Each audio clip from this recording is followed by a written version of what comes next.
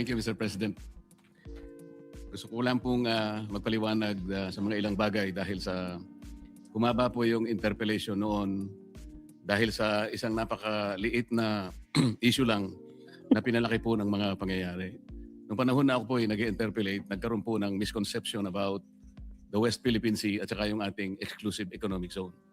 Kumbaga po sa pagluluto natin, Mr. Chair, ang nangyari po, nagluluto po tayo ng simpleng ulam lang, naging chop suey po.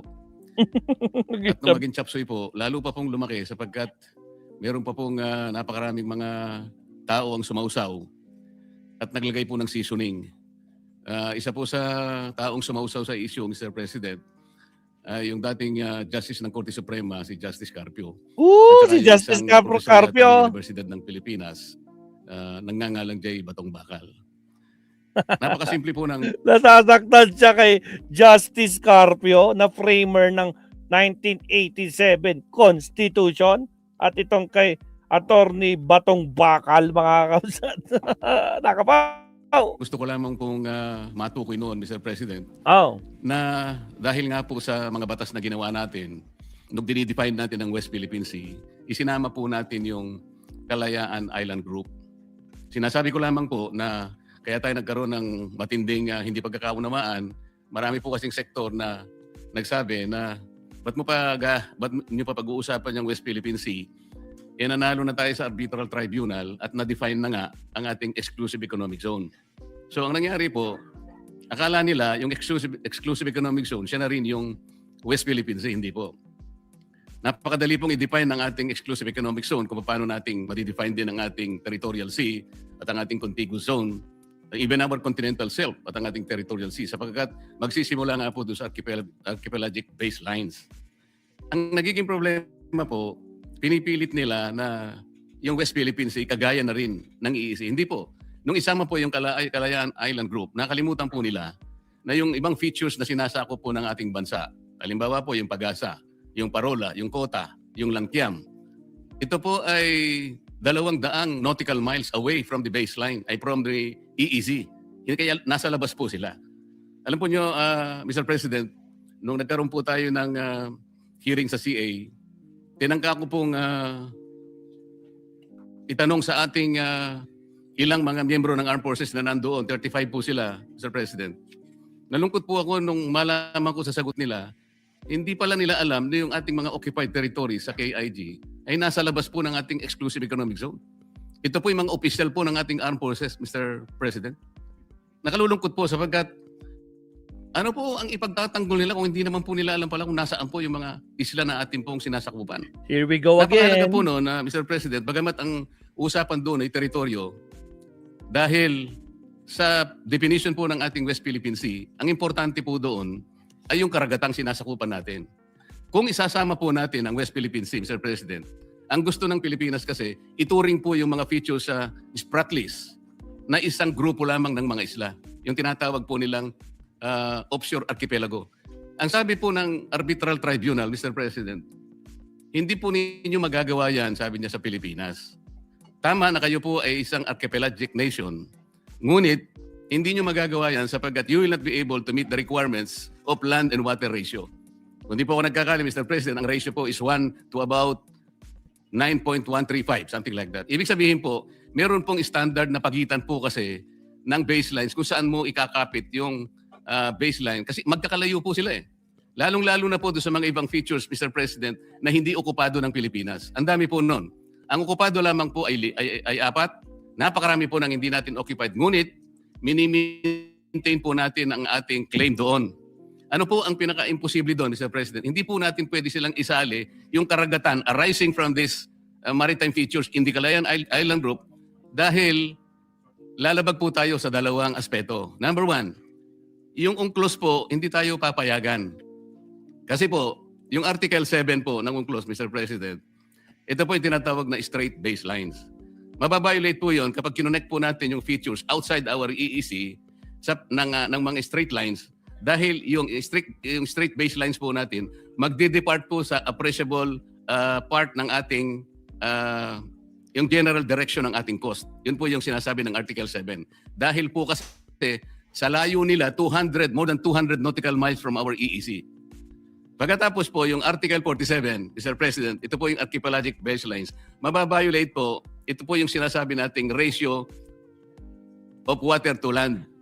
Dahil nga po, hindi pinapayagang dapat magkakalayo yung features at may encircle mo sila to treat them as one group of Hi! islands. Hindi sila pwedeng i-classify na isang unit Wait lamang lang. para lang mag-generate. Wait lang mga kabsat, may nakita akong post. I-share ko lang sa inyo mga kabsat. Dali. Di ba pinasabi niya nito? Actually kanina, mga kabsat, wait lang ha, Marcoleta, di ba? Teka lang, ipuputulin ko lang kay Marcoleta mga kabsat. Wait lang ha. Saglit lang, pagbigyan nyo si Maestro. May nakita akong post mga kabsat. Teka lang. In-interview si Marcoleta kanina kaso nga lang, mga kabsat, nagmamadali siya. At nanghamon pa mga kabsat. Itong si Marcoleta. Ay putragis, naka-second account ako. Wait lang. Sige. Tuloy mo na to. Tuloy. Teka lang sige, go lang. Tuloy, Marcoleta, pasok. Ng sarili nilang maritime space. Ngayon, ito po yung nangyari. Dahil imposible po, dahil nga sa Article 89 naman po, ng UNCLOS din, Mr. President, hindi po natin pwedeng i-appropriate ang high seas. Nakalagay po talaga. Yung mga features po na malalayo sa ating exclusive economic zone, Mr. President, ang layo na po nasa high seas na. Sa layo nila sa bawat isa, they are also separated by high seas. Kapag kinunek po natin mula dun sa ating exclusive economic zone, ma-appropriate po natin ang high seas, mababiolate po natin ang 3 artikulo ng UNCLOS. Pati po yung tribunal ay inconsistent na rin po yung tayo natin. Sinabi rin po niya sa China yun Maski na ikaw China, sabi niya, you cannot regard this Pratt list as one group of islands or to regard it as one unit dahil hindi ka naman archipelagic country. China, sabi niya, ikaw ay isang continental state. So kapwa po tayo pinagbawalan. Ano po ang aking gustong palabasin dito, Mr. President? Hindi po natin pwedeng saklawin yung KIG. Pero liliwanagin ko po, yung KIG, atin po yun Ang pinag-uusapan natin, land features, teritoryo po yun, Mr. President. Ibang bagay yun. Hindi ko po sinasabang hindi atin yun. Ngunit dahil ang pinag-uusapan natin, West Philippine Sea, yung katubigan natin, imposible pong i-connect natin yung ating exclusive economic zone at ituloy po natin doon sa territorial sea na generate po ng napakaraming features. Magkakamali po tayo. Yun ang pinagbabawalan tayo. Ngayon, bakit po nung hearing tayo sa CA, paano ko po nasabi na imposible yun kako doon sa representative po ng Armed Forces? Mahihirapan po kayo, imposible, dahil malalabag po natin ang napakaraming artikulo ng UNCLOS. Hindi po natin mai-enclose, hindi po natin makukonect yung territorial seas nung napakaraming features na yon na ating ino-occupy. Magkakamali po tayo at baka sakali, kung gusto nyong gawin, we cannot do that unless, sabi ko, we give up our itong KIG. Hindi ko po I-give up talaga. Inulit pa rin niya mga kabsat. sinasabi na i-give up natin. Kasasabi mo lang. Ulitin natin. Gusto nyong gawin, we cannot do that unless, sabi ko, we give up our Sa pa. gusto nyong gawin, we cannot do that unless, sabi ko, we give up our itong KIG. Hindi Agoy, we isa give pa. up our itong KIG. Hindi ko po Sir Leonardo, inulit po lang guys. Ibang klase talaga si Marcoleta. sinasabi na i-give up natin. Mhm. I am only trying to reinforce the argument na hindi at imposible nating gawin. Sapagkat atin yung teritoryo, pero sa tubig, hindi po natin pwedeng itagos yung mga baselines dahil magkakasala tayo at lalabag po tayo sa UNCLOS mismo. Ang dami po ngayong mga gumagawa ng kung ano-anong salita. Sumama na nga po yung napakaraming tao na sinasabi ko ro, i-give up natin ang KIG. Mr. President, kahit kailan hindi ko sinabi yun. Teritoryo po yun, land features po yun, hindi sakop po ng arbitral tribunal. Ang sinasakop lang po ng tribunal, yung tubig po, kaya lang magkaintindihan tayo. Hindi ko sinasabing hindi atin yon. Teritoryo na natin yon dahil occupied na po natin yon. Ngunit ang pinag-uusapan lang po, yung tubig nila. Ang sinabi mo, i-give up na, kaya nga, di ba, kaya nga pumalag yung mga taga-kalayaan, yung mga nakatira doon, di ba? Kinundi na kanila. Kaya nga hinamon ka, di ba? Hinamon ka ni Teriela, hindi lang ikaw, pati yung anak mo. Si Henry Marcoleta. Dalawa kayong mag-ama, hinamon kayo ni Tariela.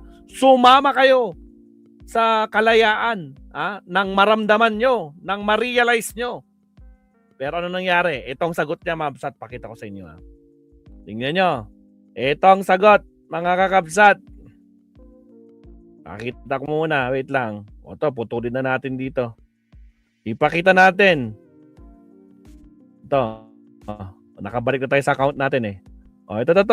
Justice Carpio accepts debate ng hamon ka na debate.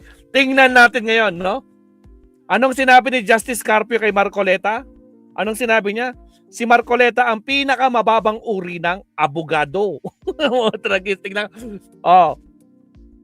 Supreme Court Senior Justice Antonio Carpio, isa sa mga framers ng 1987 Constitution versus Marcoleta, accepts Senator Marcoleta's West Philippine Sea debate challenge. Nakakabaw! Paano ba naman kasi? Siya yung nang hamon. Tingnan niya sinabi niya dito. Tingnan niya sinabi ni Marcoleta. Siya yung nang hamon dito eh. Hi, sir. Sir, good afternoon. Sir, baka may comment lang kayo doon sa sinasabi ni Tariela na sumama daw kayo sa West Philippine Sea. Sumama ka sa West Philippine Sea, Marcoleta. Sa Kalayaan Island Group, sir. Wow. Pero mas mabuting gawin dun. Bago yun. Bago daw siya sumama sa West Philippine Sea, anong gagawin? Pakisama nyo kay Commodore Tariela. Kasama si... Si Commodore Tariela. Sino pa? Si Justice Carpio. And... Sino ba yung professor sa UP? Si Batong Bakal.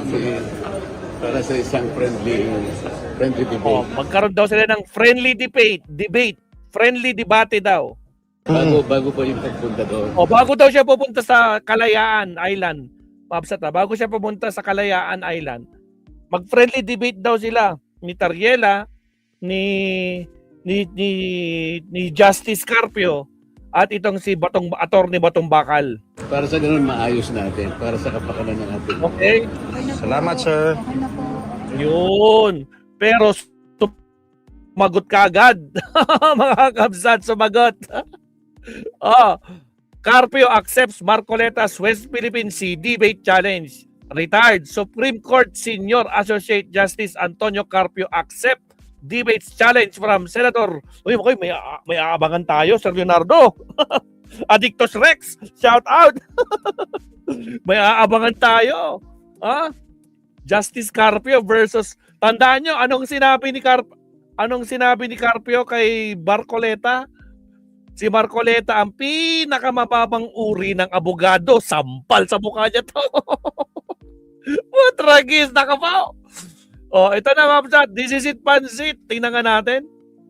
Silipin natin to, Mabsat. Ito. Kikita nyo ba? Ito, Marcoleta. Hinamon si Chief Justice Carpio Tariela ng debate. Senate Rodante has challenged retired Supreme Court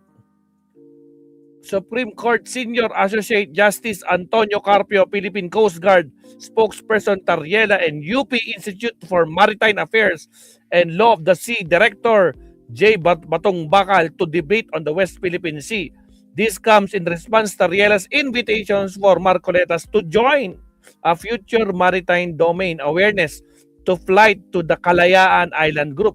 This is an amid controversy over Marcoleta's alleged remarks suggesting that the Philippines could give up the Kalayaan Island Group, citing that some of its features lie beyond country's exclusive economic zone.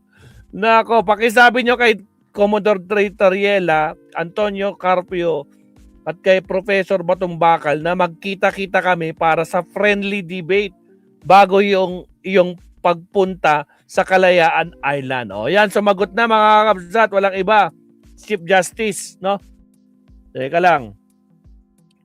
Carpio to ka lang baka mayroong video to eh. Tignan nga natin. Malay natin, baka may video to. Nako po. 11 hours ago, hindi yan. Nako, mukhang wala. Nako po. 1 hour. West Philippine Sea is not subject for debate. Sumagot si Tariela. Oo nga, sumagot si Tariela. Ito, Mabsat. Itong sagot ni Tariela, Mabsat, basahin natin. Bago yon, pakisabi kay Commodore Tariela kasama si Justice Carpio at iba pa na magdebate muna sila bago sila pumunta ng West Philippine Sea. Ito ang sagot ni Tariela kagad. I would be happy to arrange a light-hearted discussion on less consequential matters, perhaps food preferences, current fashion trends, and other societal topics. But the nation's territorial integrity and legal entitlement in the West Philippine Sea are not subject for public debate. Pero kumasa, nako, makakita tayo ng susupalpalin. Addictus Rex. Makikita natin kung paano na supalpalin ito. Sigurado si Marcoleta kung paano niya susupalpalin ito. Ito magandang debate. Magkakaalaman tayo dito ngayon, no? Ang tanong, kailan kaya yung debating yan? Naka po, abangan ang susunod na kabanata. Alright, balik tayo kay Marcoleta. Marcoleta, pasok!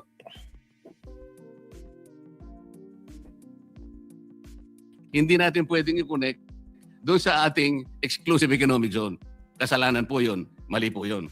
Kaya yung nagsasabi po na, ayun po, dahil ina-advocate ko rin po na i-give up natin. Saan naman po kayo nakakita ng ganun, Mr. President? Ang dami pang AIs ngayon. Nabanggit na rin po kami. Ayun? Senador po kami daw. Kami po ay mga traidor. Paano po bang magiging traidor ang isang tao? Nililinaw lang po ang basihan na sinasabi natin kung gusto nating magkaroon ng West Philippine Sea o di mga kakabsat, ang sakit sa kanila na tawagin silang China Tours. usap tayo. Siguro, pag-usapan natin sa pamamagitan ng United Nations na pwede po ba namin gamitin yung ilang mapa na idodrawing namin at kung inaakala po ninyong mahaba po yung pagitan, nakakita po kami ng maliliit na isla na pwede namin pagpatungan at yung pong land-to-water ratio, maaari po namin magawa ng paraan. Ganun po siguro, pero hindi yung automatic po, tatagos tayo sa mga ganong klaseng batuhan, ipipilit po natin. Hanggang sa ngayon po, Mr. President, kaya hindi ma-define ng West Philippine Sea. At sabi ko nga po, hanggang ngayon ay walang ginagawang mapa, kahit nasabihin pa nilang merong mapa, hindi po totoo yun. Mr. President, kahit ngayon pwede po ninyong konsultahin yung tinatawag nilang DUALOS, Mr. President. Ito po yung Division for Ocean Affairs and the Law of the Sea na nasa opisina ng United Nations. Wala pong nasasubmit ang NAMRIA. 14 years ago, inorderan na po silang mag-submit. Bakit hindi po sila makapag-submit? Dahil sa hirap nga po nito. Hindi po pwedeng i-connect, Mr. President. Yun lamang po. Kaya, wag po nilang ipipilit na ako po ay traidor o kaya pro-China. Hindi po. Sir Lilarda Medjoy, wag daw nating ipilit. Hindi daw siya pro-China. Pro-Philippine sila. Dalawa sila ni Cayetano. Pro-Philippine sila. Kayo naman nasasaktan si Kan. Ako po, isa pa. Nilang ipipilit na ako po ay traidor o kaya pro-China. Hindi po. Mr. President, naghahanap lang po tayo ng katarungan at katwiran dito. Kailangan maabisuhan po natin ng Coast Guard na kung ano man ang kanilang pinagsasabi rito, nagkakamali po kayo sapagkat wala pa pong West Philippines, wala pa po tayong mapa. Ang West Philippine Sea, nagkakaintindihan po tayo, gusto nating gawin, gusto nating i-drawing, pero pagsikapan po natin kung paano natin talaga i-drawing sa harap ng napakaraming legal impediments na nakaharap sa atin.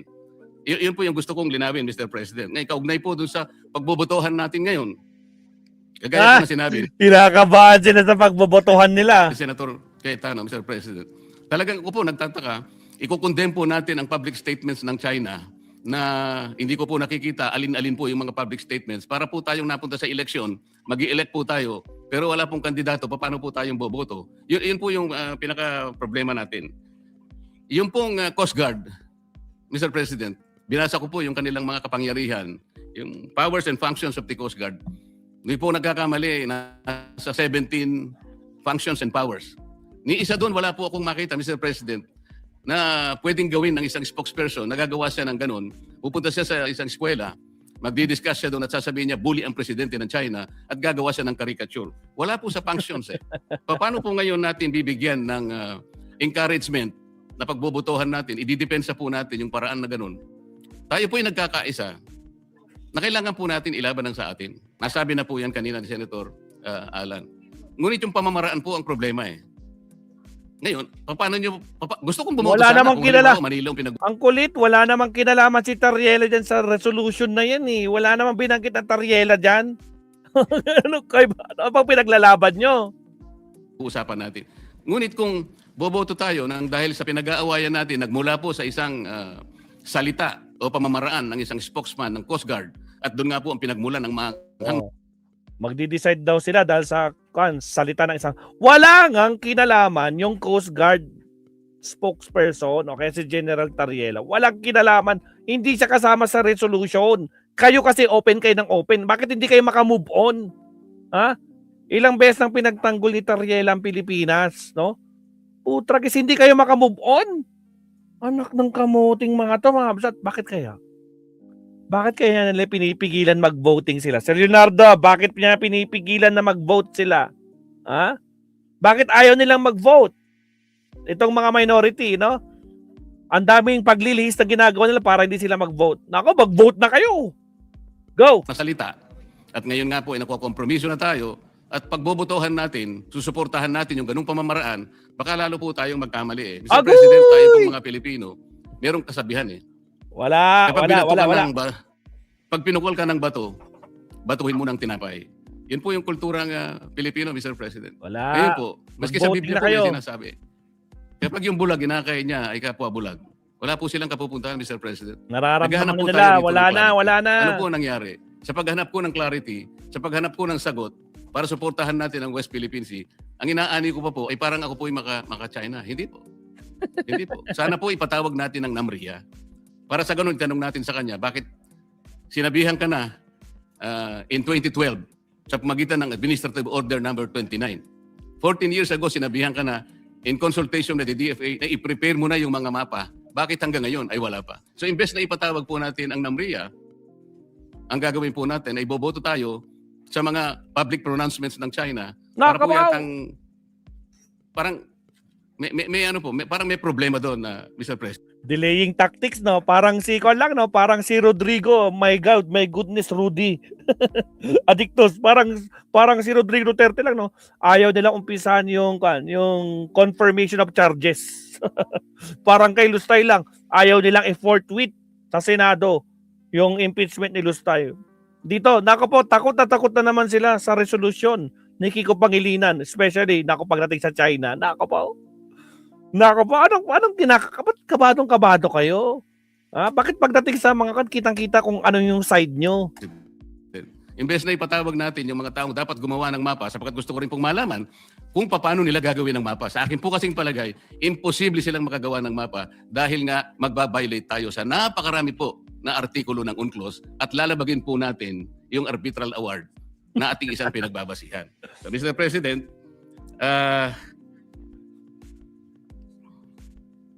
ano na? magtatapos ako sa isang pananalita na lang, Mr. President. Sa aking palagay po, Sa yung ang palagay isang lang. pagkakamali ay hindi po may tutuwid ng isang pagkakamali. Agoy! Hindi po natin magagawa yung gusto natin gawin para kausapin natin ang China sa maliing pamamaraan. At kung pamali po ang paraan, wala po tayong magagawang mabuti, Mr. President. Maraming salamat po. Mag-voting na kayo!